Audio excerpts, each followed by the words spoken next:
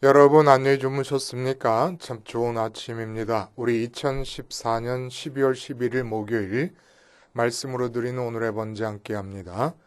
창세기 17장 1절부터 14절까지만 같이 읽겠습니다.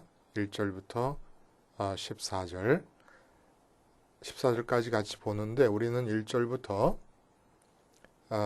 5절까지만 같이 읽겠습니다. 1절부터 5절 시작.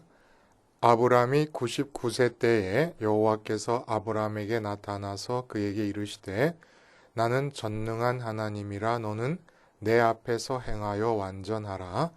내가 내 언약을 나와 너 사이에 두어 너를 크게 번성하게 하리라 하시니 아브람이 엎드렸더니 하나님이 또 그에게 말씀하여 이르시되 보라 내 언약이 너와 함께 있으니 너는 여러 민족의 아버지가 될지라. 이제 후로는 네 이름을 아브람이라 하지 아니하고 아브라함이라 하리니 이는 내가 너를 여러 민족의 아버지가 되게 함이니라. 우리 9절과 10절만 더 읽어봅니다. 시작. 하나님이 또 아브라함에게 이르시되 그런즉 너는 내 언약을 지키고 네 후손도 대대로 지키라. 너희 중 남자는 다 할례를 받으라. 이것이 나와 너희와 너희 후손 사이에 지킬 내 언약이니라. 오늘 우리가 함께 읽은 말씀 중심으로 하나님께서 깔아놓으신 멍석이라는 제목의 하나님 말씀 증거합니다. 하나님께서 깔아놓으신 멍석. 여러분 유럽에는 이 예술 분야의 공연과 관계해서 전문 공연장들이 있습니다. 유명한 그러니까 오페라 하우스가 있고 또 오케스트라 공연 연주 공연을 위한 그 공연장들이 있고 그리고 또 하나 무용을 전문으로 올리는 그런 극장이 있는데 유럽 최고의 무용 전문 극장이 바로 프랑스 리옹에 있는 메종 드 라당스라고 하는 극장입니다. 메종 드 라당스, 우리나라 말로 하면 무용의 집이라 그래요. 메종 드 라당스가 여기에 2006년에 총감독을 맡고 있던 기다르메 씨가 아주 우리나라 입장에서는 기억할 만한 한 사건을 일으키십니다. 그게 뭐냐 하면 우리나라에 그 판소리 악단이 있거든요. 김매자 씨가 이사장으로 되어 있는 창무회라는 악단이 있는데 이 창무회의 심청을 그 유럽 최고의 무용 전문 극장인 메종 드 라당스로에 올립니다. 메종 드 라당스의 무대에 올립니다.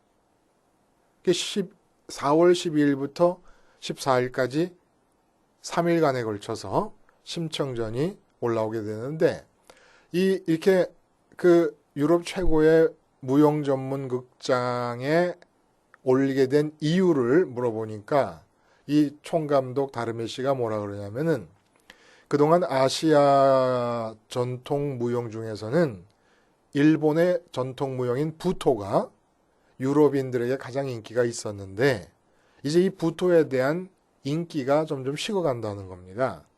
그래서 그 자리를 대신 메꿀 수 있는 아시아에서 나오는 전통 무용이 무엇이 있을까 찾아보다가 판소리에 아주 큰 감명을 받고 이렇게 심청전 판소리를 메종 드 라당스에 올리게 되었다라는 그런 얘기를 했다는 것이죠. 이것을 놓고 기자들은 메종 드 라당스가 그 총감독 다르메가 그 프랑스 리옹에 있는 무용 최고 전문 극장에 우리나라 심청전을 위해서 멍석을 깔아줬다 이렇게 얘기를 하더라고요. 이 멍석을 깔아줬다라고 하는 얘기가 멍석을 깔다라는 말의 비유적인 의미를 우리가 다 알고 있지 않습니까? 뭔가 네가 하고 싶은 게 있으면 그게 노래든 춤이든 뭐든 자, 멍석을 깔아 놓을 테니까 그 위에 멍석 위에 올라가서 한번 공연을 해봐라. 그러니까 우리나라 옛날 전통 시골의 무대입니다. 멍석이라는 것이. 뭔가 내가 하고 싶은 노래, 하고 싶은 뭐 공연, 하고 싶은 행동과 말이 있을 때 바로 멍석을 깔아줄 테니까 그 위에 가서 네가 하고 싶은 걸 해봐라. 이런 의미에서 하나님께서 아브라함과 그 후손들에게 멍석을 깔아 놓으십니다.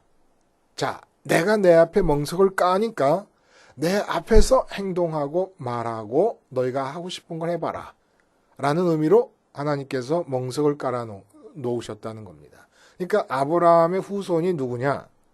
쉽게 말하면 하나님이 깔아 놓으신 멍석 위에서 말하고 행동하며 사는 사람들이 이 바로 아브라함의 후손이라는 거예요. 사실 아담과 하와를 짓고 그 다음에 인류를 이 땅 위에 태어나게 하시려는 계획을 세우신 것 자체가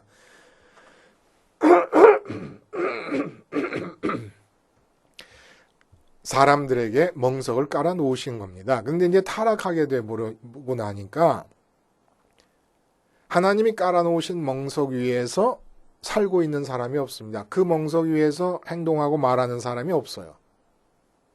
전부 이 세상이 깔아놓은 멍석 위에서 행동하고 말하며 살아갑니다. 근데 아브라함 한 사람을 선택해서 하나님께서 하신 것이 무엇이냐면 멍석을 깔아 놓으신 겁니다. 메종 드 이게 이름이 어려워요. 그렇죠? 프랑스 말에서 메종 드 라당스의 총감독 다르메가 창무회에게 심청전을 마음대로 해보라고 그 멍석을 깔아 놓은 것처럼 하나님께서 우리에게 멍석을 깔아 놓으셨고 그렇게 멍석을 까신 하나님 앞에서 행동하고 말하며 사는 자들이 아브라함이다 라는 얘기죠. 오늘 본문의 첫 마디에 하나님께서 무려 이스마엘이 태어나고 우리가 어저께 앞장에서 이스마엘이 태어나게 된 그 아브람 집안의 일련의 사건들을 사례를 주인공으로 하는 그 사건들을 우리가 함께 살펴보지 않았습니까? 그렇게 이스마엘이 태어난 뒤에 13년 만에 일어난 일들을 지금 기록하고 있는 겁니다. 그러니까 13년 만에 소식이 뚝 끊겼다가 처음으로 하나님이 나타나셨다는 얘기가 아니고 13년째에 그동안 아브라함이 하나님을 향하여 제단을 쌓고 하나님의 여호와의 이름을 부르는 일을 그만뒀겠습니까? 계속해서 그러한 삶을 살았겠지요. 근데 그러한 삶을 살면서 13년이 지난 뒤에 이스마엘이 태어난 뒤 13년이 지난 뒤에 하나님께서 뭐라고 아브라함에게 얘기하셨느냐 하면은 너는 내가 전능한 하나님인 만큼 내 앞에서 행하여 완전하라 라는 말씀을 하시고 거듭거듭 자손에 대한 언약과 그리고 이 땅에 대한 언약을 재확인하시고 그리고 할례 언약을 맺으십니다. 너뿐만 아니라 너의 집안에 거하는 모든 남자들은 너의 자식뿐만이 아니라 뭐 종이든지 객이든지 하여간 너희 집안에 머무는 모든 사람들은 다 할례를 행하라. 할례를 행하지 않을 경우에는 완전히 나의 이 언약권 안에서 밖으로 내쳐질 것이다. 나를 배반한 것으로 여기겠다.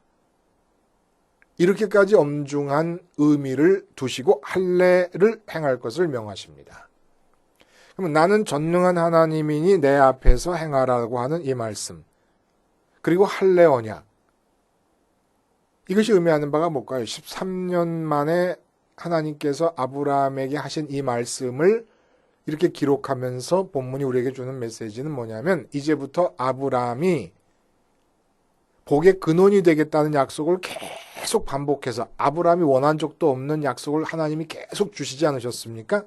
근데 그 약속 주신 대로 복의 근원이 되겠다는 그 내용을 이제 구체적으로 실행하시겠다고 하는 것이고, 다시 말하면 아브라함의 복의 근원이 되는 공생애가 시작이 되는 순간이 왔다는 겁니다. 그러면 지금 13년 만에 이런 말씀을 하신 이유가 뭡니까?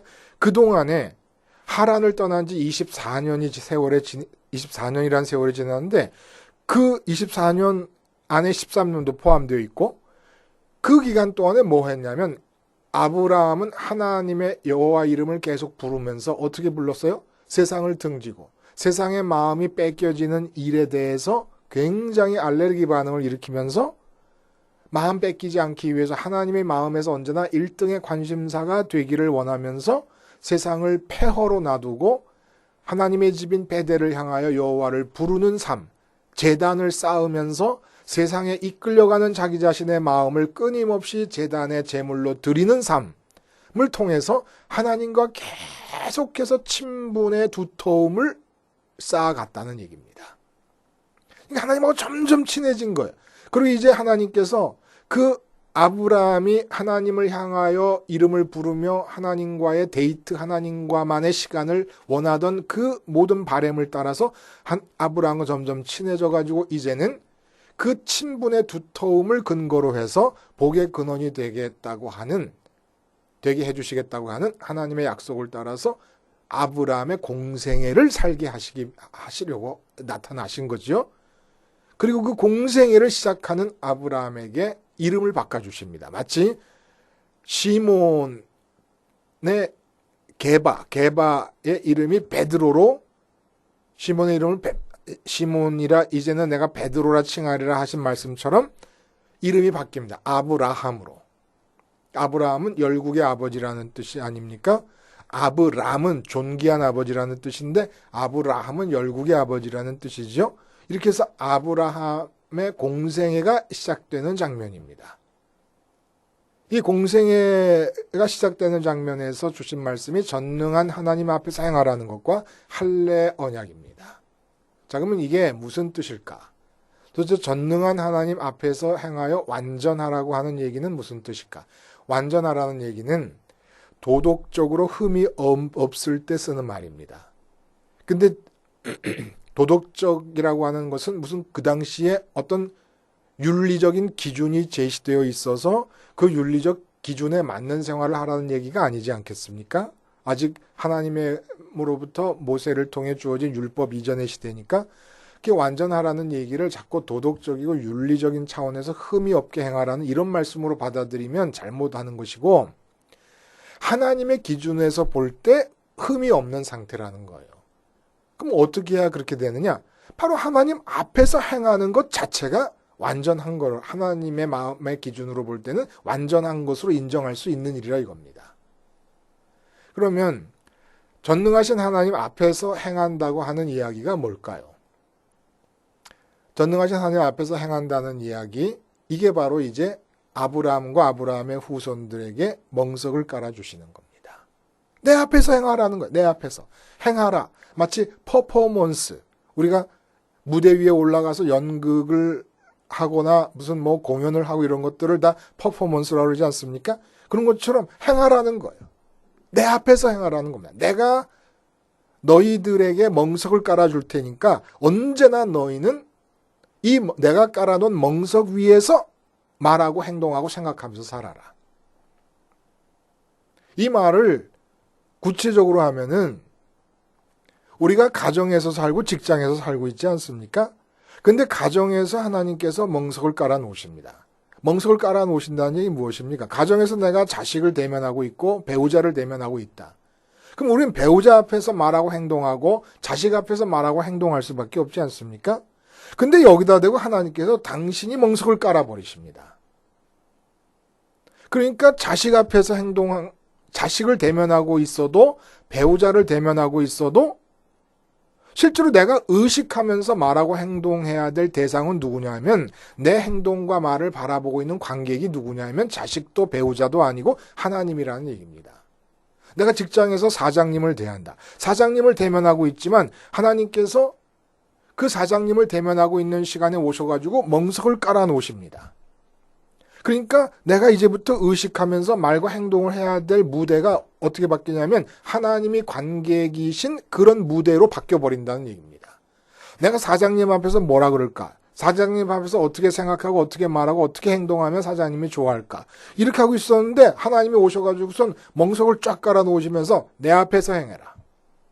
사장 앞에서 행하는 게 아니라 내 앞에서 행해라. 이렇게 얘기하시는 겁니다. 근데 인생의 꿈과 비전이 있습니다. 그래서 그 꿈을 향하고 비전을 이게 날마다 꿈을 바라보고 비전을 바라보니까 꿈 앞에서 행하고 비전 앞에서 행하는 거 아닙니까? 근데 거기다 대고 하나님께서 멍석을 딱 깔아버리십니다. 이젠 내가 관객이다. 그러니까 나를 의식하고 말하고 행동해라. 너의 꿈과 너의 비전을 의식하고 말하고 행동하고 계획하지 말고 내가 멍석을 깔고 내가 관객이니까 나를 의식해서 말하고 행동하고 하라는 얘기입니다. 다시 말하면 스테반 집사님의 설교 속에 나오는 것처럼 아브라함이 고향 하란을 떠날 때 왜 떠났다고요? 갈대아 우르를 떠나고 하란을 떠날 때 왜 떠났다고요?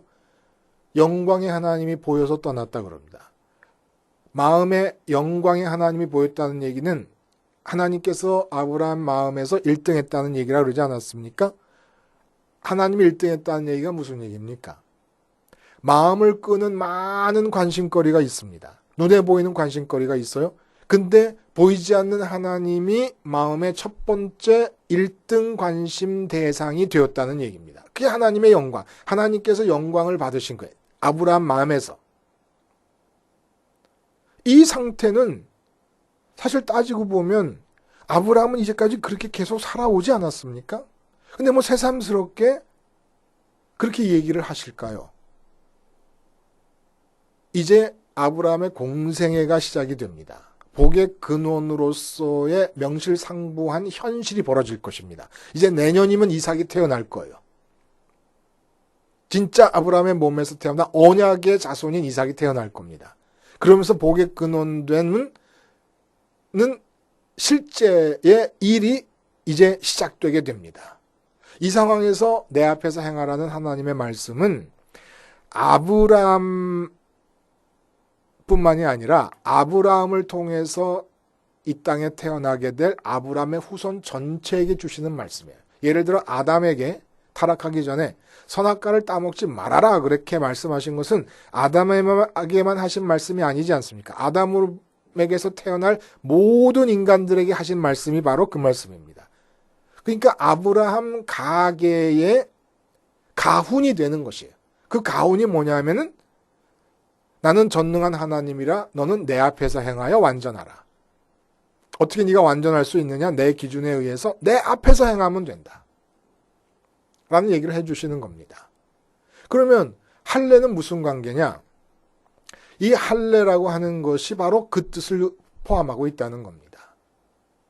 아브라함은 어떻게 된 건지 이 사람은 그 마음 속에서 언제나 하나님이 우선이었습니다. 그러니까 사라를 대면할 때도 하나님 앞에서 행동했어요. 사라 앞에서 행동한 게 아닙니다.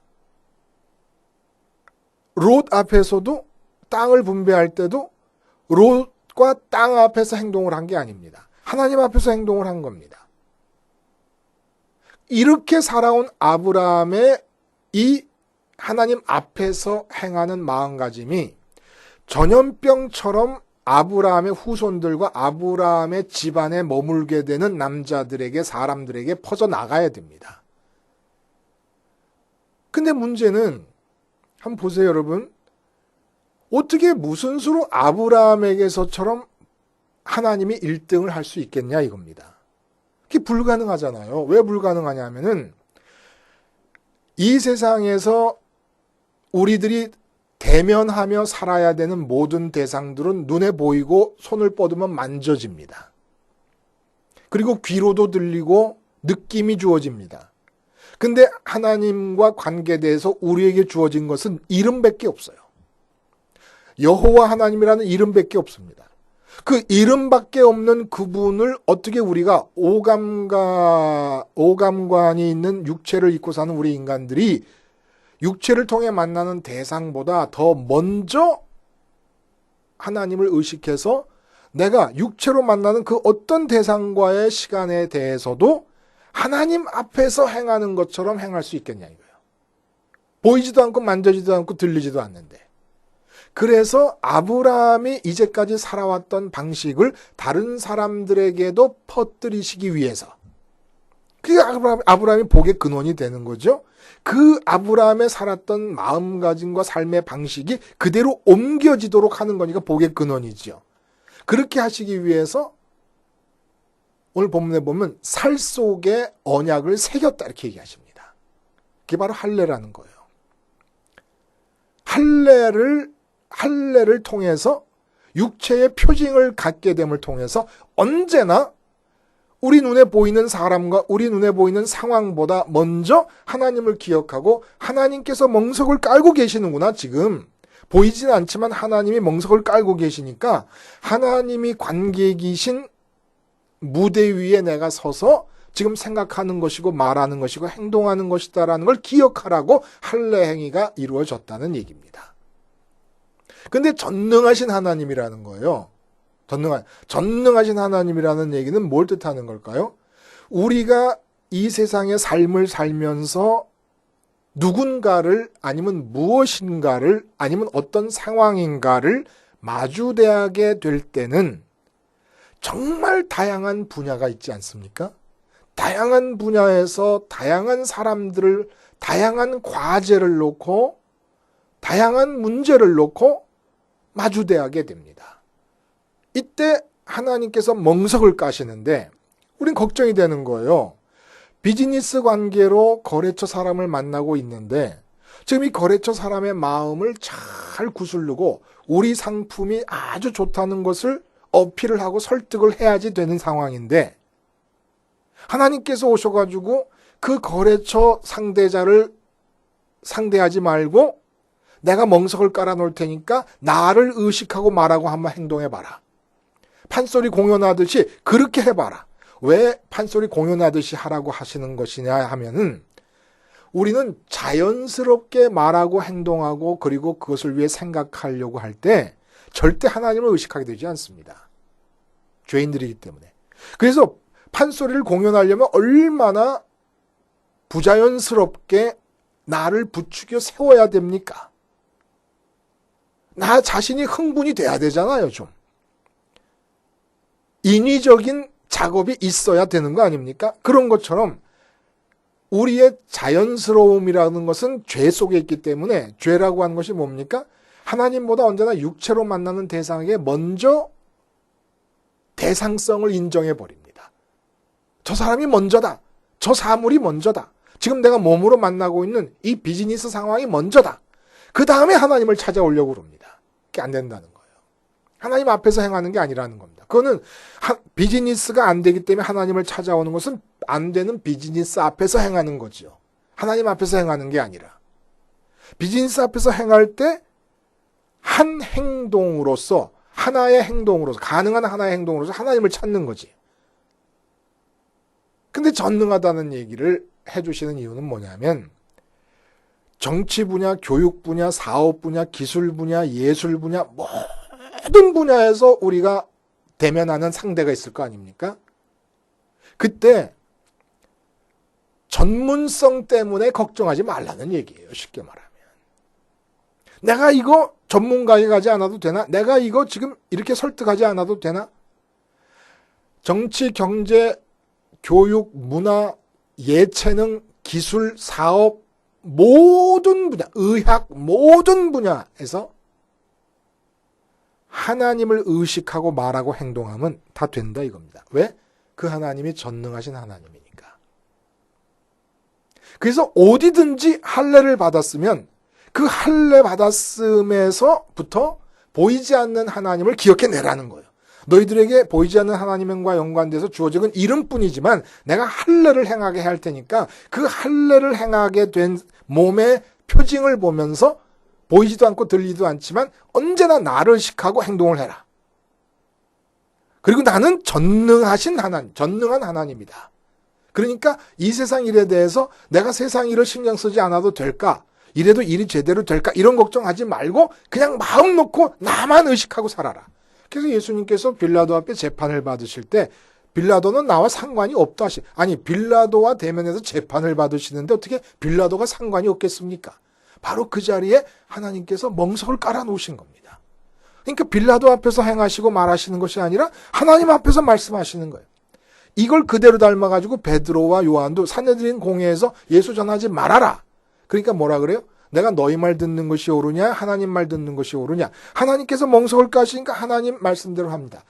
이 할례까지 포함해가지고 이렇게 전능하신 하나님 앞에서 행한 아브라함의 자손 중에서 가장 탁월한 자가 다윗입니다. 그 다윗의 이야기 중에 우리가 잘 아는 골리앗 이야기 있지 않습니까? 그 골리앗에게 나갈 때 다윗이 뭐라 그러냐면 저 할례 받지 못한 자가 누구기에 사신 하나님의 백성을 모독하느냐 이렇게 얘기합니다. 그리고 할례 받지 못한 자라는 말을 계속합니다. 자기는 누구냐? 할례 받은 자라는 거예요. 할례 받았으니까 자기는 어떡하냐? 살아계신 하나님께서 멍석을 깔아 놓으셨다 이겁니다. 그 전쟁터에다가 소년 다윗에게 멍석을 깔아 놓으신 겁니다. 그러니까 이 다윗이 할례를 받았기 때문에 제일 먼저 생각한 게 하나님이십니다. 그 전능하신 하나님을 딱 생각하고 하나님을 먼저 관객으로 보고 골리앗을 딱 보니까 완전 얘기가 달라지는 겁니다. 사울 왕이 뭐라 그러냐면은 다윗에게 그 사무엘상 17장에 보면은 다윗이 자기가 나가겠다 그러니까 불렀어요. 불러가지고 넌 어린 소년인데 저 골리앗은 어릴 때부터 용사였다. 너만 할 때부터 누가 대적할 자가 없는 용사였다. 네가 어떻게 싸우겠다고 하는 것이냐. 그랬더니 다윗이 내가 양칠 때 사자나 곰이 양 물어 가면은 내가 쫓아가서 그 아가리를 찢고 양을 뺏어왔습니다. 여호와 하나님께서 늘 그렇게 하게 하셨습니다. 그러니까 양칠 때도 다윗은 곰과 사자를 대면하면서도 하나님을 먼저 의식한 거예요. 하나님을 먼저 의식하니까 하나님으로부터 주어지는 힘이 있어가지고 사자와 곰의 입을 찢었습니다. 그 어린 소년이. 그 왜 그럴 수 있었습니까? 할례 받았으니까. 할례를 바라보면 언제 할례 받았음을 기억할 때마다 보이지 않는 하나님을 최우선으로 생각해서 하나님 앞에서 행하는 겁니다. 그러면서 사울이 뭐라 그러냐면 그래 정 그렇다면 나가는데 여호와께서 너와 함께 하시기를 바란다. 아니 이걸 왜 바래요? 이걸 왜 다윗에게만 바래요? 자기도 할례 받았지 않습니까? 자기도 할례 받았음에도 불구하고 할례가 보이지 않는 하나님을 제일 먼저 기억하게 하는 표징이 되지를 못하는 거예요. 그러니까 골리앗이 제일 먼저 대면하는 상대가 돼가지고 그 앞에서 벌벌 떨고 있습니다. 근데 다윗은 어리지만은 자기가 할례 받았음을 기억하고 제일 먼저 하나님을 기억해냅니다. 하나님께서 깐 멍석 위에서 싸우니까 하나님께서 깔아놓으신 멍석 위에서 하나님을 기억하는 할례를 받은 소녀 다윗과 할례 받지 못하고 하나님을 기억하지 못하는 골리앗이 싸우니까 이 게임이 되겠습니까? 사울 왕에게는 그 판이 완전히 골리앗이 깔아놓은 판이에요. 너희가 할 수 있는 게 있으면 한번 내 앞에서 한번 해봐라. 골리앗이 골리앗 앞에서 해보라니까 벌벌 떠는 거지요. 사장님이 불러가지고 네가 한 일이 뭐냐고 사장님이 벌려놓은 판에서 네가 할 수 있는 얘기, 네가 할 수 있는 일, 네가 할 수 있는 계획에 대해서 한번 얘기해봐라 이렇게 하니까 벌벌 떠는 겁니다. 근데 다윗은 골리앗이 아니에요. 하나님이 깔아놓으신 멍석 위에서 딱 섰습니다. 하나님께서 전능하신 하나님이라고 당신을 계시해 주셨습니다. 그럼 뭐 당신 전능하시다고 자랑하려고 계시하셨겠습니까? 당신이 전능하시다는 계시를 하신 이유는 그 전능이 네에게로 간다 이 얘기입니다. 그 약속을 해주시는 겁니다. 나의 전능이 너에게로 가니까 내가 깔아놓은 판에서 한번 해봐라는 얘기예요. 근데 이 세상이 깔아놓은 판에서 사는 거예요. 직장 구하기가 어렵다. 세상이 깔아놓은 판입니다. 그 판에서 직장을 구하기 위한 몸부림을 하는데 이 판소리 같은 나의 직장 구하기의 공연이 제대로 먹히질 않아요. 그러니까 인생이 어렵지요. 왜 그렇게 사냐는 얘기입니다. 직장이라고 하는 상대를 대면해서 거기에서부터 깔려진 멍석 위에서 행동하지 말고 다 치워버리고 직장 문제와 대면하고 있을 때도 하나님께서 깔아놓으신 멍석 위에서 계획하고 생각하고 말하고 행동하라는 얘기입니다. 이게 바로 누굽니까? 아브라함의 자손이라는 거예요. 근데 할례 행위 대신에 하나님께서 허락하신 게 뭡니까? 바로 예수님의 십자가 사건. 십자가 사건을 받아들인다는 게 뭡니까? 그게 바로 우리 마음이 우리 몸 때문에 하나님보다 먼저 받아들여서 이 세상이 깔아놓은 멍석 위에 올라서려고 하는 우리들을 막아주시는 사건이 십자가 사건입니다. 그래서 사도 바울은 이 십자가 사건과 연관지고 할례의 의미를 종합해서 뭐라 그럽니까? 골로새서 2장 11절에 그 안에서 그리스도 안에서 너희가 손으로 하지 아니한 할례를 받았으니 곧 육적 몸을 벗는 것이요 그리스도의 할례니라. 십자가를 받아들일 때 어떻게 됩니까? 우리 몸으로 만나게 돼서 우리 마음을 잡아 끄는, 그래서 세상이 깔아놓은 멍석 위로 우리를 잡아 끌어올리려는 모든 대상들을 잘라버리는 사건이 십자가 사건입니다. 그래서 우리 십자가 사건을 기억하고 있을 때 우리가 하나님이 깔아놓으신 멍석 위로 올라가게 되고, 하나님이 깔아놓으신 멍석 위에서는 언제나 하나님의 뜻을 따라서 하나님의 선하신 계획을 따라서 필요한 대로 모든 것이 다 공급되고 있다는 얘기입니다. 그 위에서 살라는 얘기예요. 이제부터는 가정에서든 직장에서든 어디를 가든 누구를 만나든 언제나 마음속에서 십자가를, 할례 대신에 십자가를 기억하면서 내 마음이 십자가에서 이 세상에 대해서 죽었다고 고백을 합니다. 그러면 육적 몸을 잘라내는 그리스도의 할례가 우리에게 주어지는 거예요. 그렇게 되자마자 하나님께서 깔아놓으신 멍석 위로 올라가게 되고 하나님과 함께 그 멍석 위에서 생각과 말과 행동을 하면서 살아가게 될 때 우리에게도 아브라함에게처럼 무엇이 공생애가 그 열매를 맺게 될 수 있지 않겠습니까? 아브라함이 아브라함이 된 것처럼, 태승철이 태승철이 되는 것처럼, 이철수가 이철수가 되는 것처럼 공생의 삶이 하나님이 깔아놓으신 멍석 위에 올라갈 때 가능해진다고 하는 것이죠. 기도하시겠습니다. 하나님 아버지, 이제는 우리의 모든 말과 행동이 하나님께서 깔아놓으신 멍석 위에서 펼쳐지는 판소리 공연같이 하나님만을 의식한 것들이 되게 하여 주심으로 아브라함이 아브라함이 되어 공생애를 시작하는 것처럼 우리에게도 복의 근원이 되는 공생애가 시작될 수 있게 해 주시옵소서. 예수님의 이름으로 기도하옵나이다. 아멘.